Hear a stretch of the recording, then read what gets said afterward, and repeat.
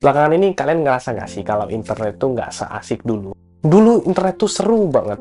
Kita bebas mengekspresikan apa yang kita rasa, kita bebas membuat status-status lucu, bahkan ketika kita OTW dari satu tempat ke tempat lainnya. Filter di internet dulu juga nggak kayak sekarang. Bahkan algoritma pun sudah berubah. Dulu kita sering ngeliat following kita atau teman-teman kita ngepost sesuatu yang random dan lucu aja. Dan itu berdasarkan siapa yang terakhir ngepost, bukan yang FYP ataupun viral. Kira-kira semua itu karena apa? Percaya atau nggak, sekarang internet yang kita lihat itu, sebagian besar itu palsu. Entah itu merupakan aktivitas bot, ataupun merupakan konten yang dibuat oleh AI dan diseleksi oleh algoritma. Karena itulah, internet dipercaya udah mati di sekitar tahun 2016. Inilah premis utama dari sebuah teori yang sangat terkenal, yaitu teori kematian internet atau Dead Internet Theory. Awal mula teori ini adalah postingan dari seseorang yang identitasnya anonim pada forum Agora Road Specinters Cafe. Dan selayaknya sebuah teori, kelengkapannya dan juga asal-muasalnya dipertanyakan. Karena apa yang dipaparkan oleh teori ini dan juga keadaan sekarang itu banyak yang bersinggungan satu sama lain, maka orang-orang pun berspekulasi bahwa teori ini benar adanya. Lalu kalau internet udah mati, siapa yang membunuhnya? Dan apakah semua itu sudah terlambat? Selamat datang di Culturific dan mari kita cari sang pembunuh internet.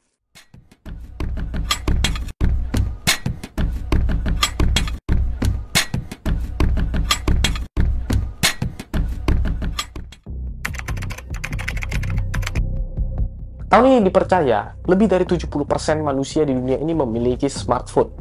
Itu sekitaran 5 jutaan orang. Kemudian semua itu ditambah dengan adanya 1 miliar website. Tentu saja kita sebagai manusia hari ini tidak bisa lepas dari yang namanya internet. Karena itu sudah menjadi bagian integral dalam kehidupan kita.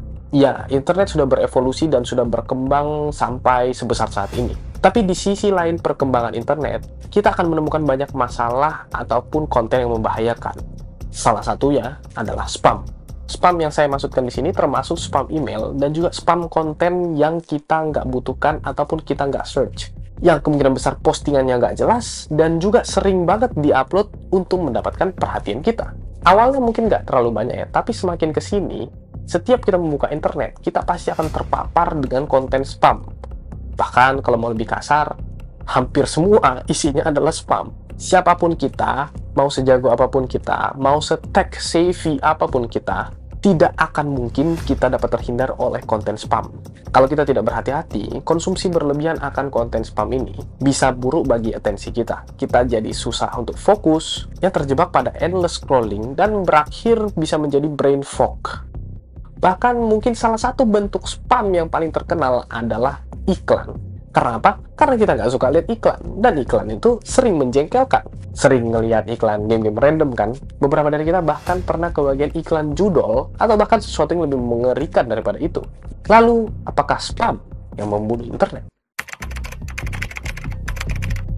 Was she ever not working for you? Artificial intelligence.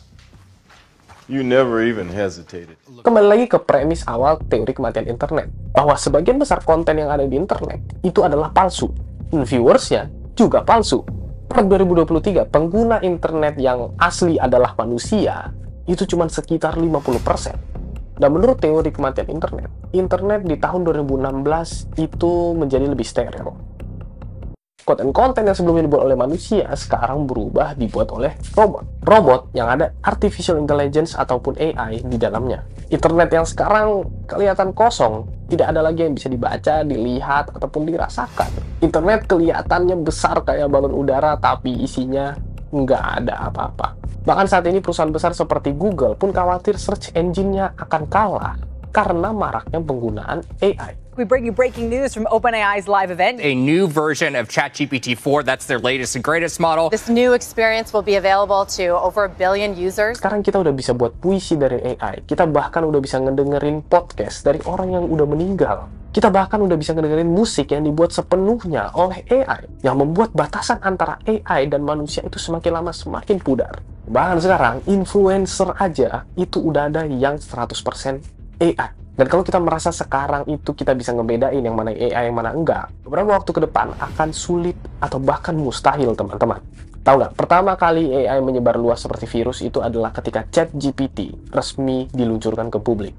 Timothy Shue dari Copenhagen Institute of Future Studies memprediksi bahwa sekitar tahun 2025 sampai tahun 2030, 99,9% konten online akan dibuat oleh AI.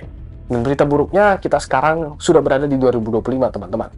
Internet mati bukan karena orang-orang yang kemakan hoax ataupun orang-orang yang dibodoh-bodohin oleh media.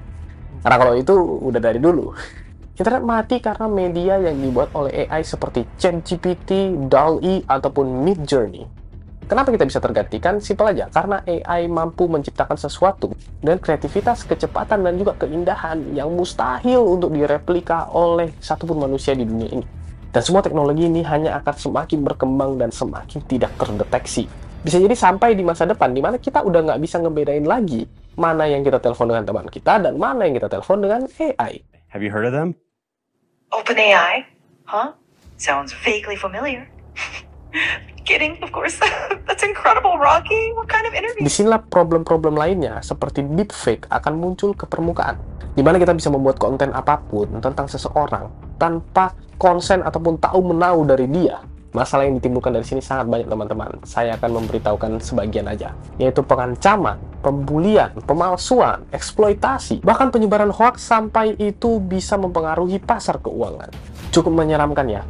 Lalu pertanyaannya, apakah AI atau Artificial Intelligence atau kecerdasan buatan yang membunuh internet? Okay, has anyone else noticed that your For You page has been a little too accurate lately? It hasn't been things that I'll Google or I talk about. Tujuan utama dari sosial media adalah untuk menghasilkan uang ataupun revenue. Dan cara utama untuk menghasilkan uang adalah dengan iklan. Dan cara untuk senantiasa membangun dan menghasilkan uang lewat iklan adalah dengan menarik orang-orang sebanyak-banyaknya ke sosial media ataupun platform. Dan setelah itu, membuat orang-orang tadi terjebak selama mungkin di dalam platform tersebut. Karena alasan tersebutlah sosial media besar semuanya menggunakan algoritma berdasarkan siapa yang paling viral. Sehingga yang terjadi selanjutnya adalah algoritma yang memegang kontrol tentang apa yang akan dilihat oleh masyarakat dan kemana arah sosial media secara keseluruhan. Beberapa bulan terakhir ini kita bisa melihat dan merasakan postingan di satu hari itu hanya itu aja. Satu opini ataupun satu kejadian itu dibahas sampai benar-benar gosong. Dan seiring bergantinya hari, sesuatu yang baru pula muncul sebagai trending. Konten yang kita konsumsi sekarang itu tidak dipegang oleh manusia. Ini dipegang oleh algoritma yang mementingkan engagement, yang tentu saja bisa membuat kita doom scrolling tanpa alasan dan tujuan yang jelas. Coba kita tanya pada diri kita sendiri, postingan apa yang minggu lalu viral? Kayaknya kita udah lupa. Karena mungkin yang kita ingat adalah yang hari ini, kalau nggak yang kemarin. Itulah mengapa kita susah untuk fokus pada satu hal. Apalagi ini diperburuk dengan video, repost, share, kolom komentar, itu semua hampir sama. Sehingga kelihatan semuanya itu palsu. Nah, teori kematian internet mengatakan bahwa ini semua bukan kebetulan. Hampir semua komentar, spam chat, email, video, website itu dibuat dan dikendalikan oleh bot. Apalagi diperparah dengan hadirnya generative AI. Orang-orang mampu membuat postingan tidak organik hanya dalam hitungan detik. Yang bisa mengambil benefit di sini tentunya adalah buzzer-buzzer yang tugasnya memang untuk menggiring opini publik. Karena itulah sekarang tombol follow ataupun followers itu hampir gak ada artinya. Karena kebanyakan konten kreator sekarang membuat konten untuk algoritma dan bukan untuk followers ataupun fansnya. Tentu saja gak semua perbuatan algoritma itu buruk. Ada positifnya, seperti membuka jalan bagi kreator-kreator kecil. Salah satunya saya. Dan kadang-kadang ketika kita ngejar views ataupun jam tayang itu nggak sepenuhnya buruk kok. Itu bisa meningkatkan skill kita lah sehari demi sehari menjadi konten kreator yang lebih baik. Nah, tapi masalahnya di lain sisi, di dalam algoritma yang seperti ini, konten-konten yang paling laku adalah konten-konten yang berbentuk spam. Ataupun kalau bukan spam, kontennya rasanya spam.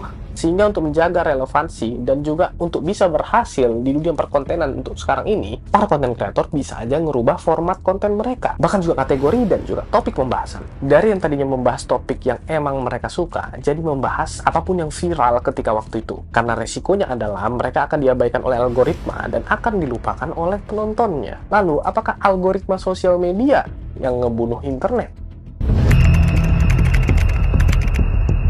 Apakah spam yang membunuh internet, ataukah AI, ataukah algoritma sosial media? Ternyata semua kemungkinan tadi itu bisa terjadi secara bersamaan. Karena sebenarnya yang membunuh internet adalah kita.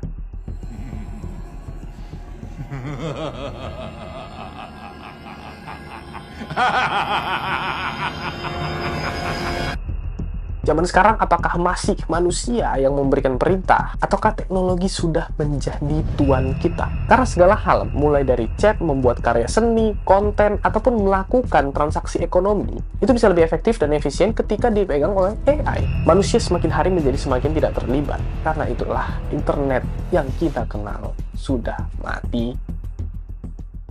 Tapi belum berakhir di sini teman-teman. Karena dengan kematian internet yang lama, maka akan muncullah internet yang baru. Entah akan jadi apa internet yang baru ini, apakah lebih banyak positifnya, ataukah kerusakannya. Hanya waktu yang bisa menjawab. Yang pastinya, generatif AI, konten spam, dan juga algoritma akan bertambah kuat dan bertambah liar. Dan kalau kita nggak berhati-hati dengan produksi, konsumsi, ataupun distribusi konten kita, semua itu akan memburuk dan kita jadinya mudah untuk menggiring ataupun digiring. Moga kedepannya ada regulasi tentang hal ini dan juga ada teknologi baru untuk memitigasi hal-hal yang tidak diinginkan. Namun untuk sekarang, kitalah harapan terakhirnya. Kitalah harapan terakhir, konten kreator, penonton, ataupun semua orang yang masih ada kaitannya dengan internet dan sadar akan hal ini. Masih belum terlambat teman-teman untuk memastikan internet yang baru ini tetap hidup. Karena pada akhirnya, kemanusiaanlah yang lebih penting dibandingkan dengan uang. Akhir kata, hati-hati di internet. Jangan lupa untuk request pembahasan apapun yang kalian inginkan, termasuk teori-teori semacam ini. Jangan lupa subscribe, dan terima kasih sudah menonton. Sampai jumpa di kesempatan lainnya.